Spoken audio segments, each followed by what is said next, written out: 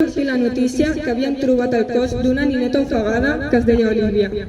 Hores d'ara falta la seva germana, l'Anna, la que encara no s'ha trobat i són dues víctimes de violència vicària. Dues nenetes, recordem les seves fotos, dues nenetes molt petitetes que van ser segrestades del seu pare, que exerceix de bon pare, però les segresta i al final les assassina. Però recordem que fa 4 dies vam tenir un assassinat d'una altra dona i també del seu fillet. No hi ha res més dolorós en aquesta vida que perdre un fill o filla, no n'hi ha. Però és que si a més s'ha produït d'una forma tan injusta, violenta i cruel, el dolor és insuportable. Els infanticidis dels nens i nenes, que són fills i filles de la violència masclista, no es compten, potser s'haurien de comptar. No tenen la dimensió que haurien de tenir, però hi són. I són unes víctimes molt importants en la violència masclista. En el context d'aquesta notícia que ens impacta, estem aquesta nit. En el sistema patriarcal, la violència contra les dones es pot expressar de diverses maneres: física, psicològica, sexual, obstètrica i vulneració dels drets sexuals i reproductius, econòmica, digital, ambiental, institucional i la vicària. La violència vicària, el màxim exponent de la violència masclista. És una violència secundària a la víctima principal, que és la dona. És a la dona a qui es vol fer mal, i el mal es fa a través de tercers, per interpòsita persona.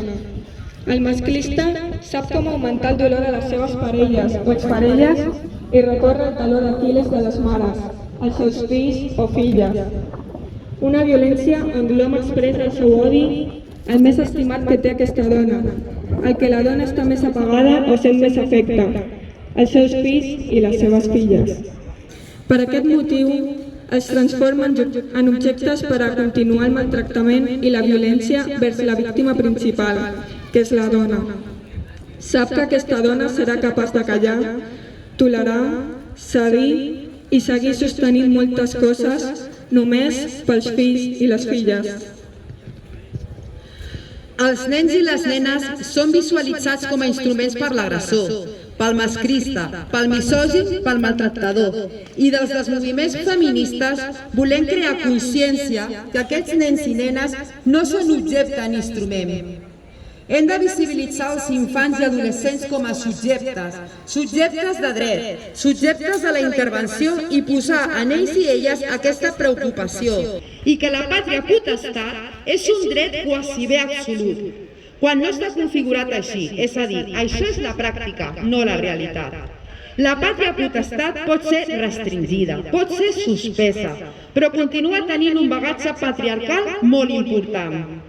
Dir-vos fins i tot que la paraula pàtria potestat ve d'una concepció del dret romà, que significava el dret del pare de família de tenir la propietat de la dona i dels drets dels fills i les filles.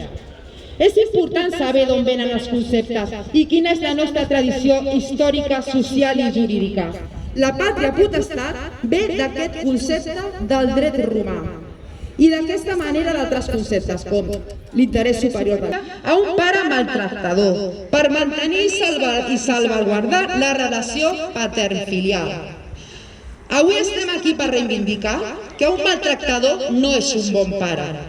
Avui estem aquí per reivindicar una pedagogia feminista transversal per a la despatriarcalització de la societat en general. No hi ha res més dolorós per una mare que un ésser humà, per dir-ho suaument, posi fi a la vida de les persones que més estimen en el món.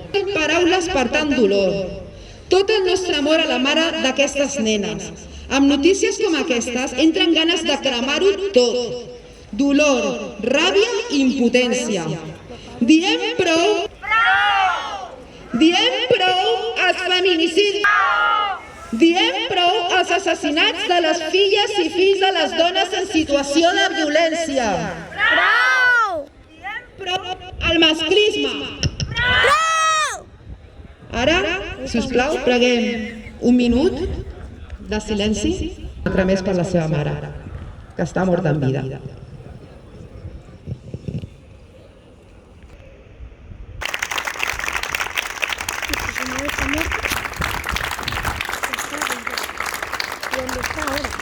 Bé, moltes gràcies per venir a totes i a tots els veïns. També agrair el suport dels grups municipals que també estan aquí recolzant-nos i també a la regidora de l'àrea de feminisme i igualtat, Sònia, que també està aquí amb nosaltres. Moltes gràcies.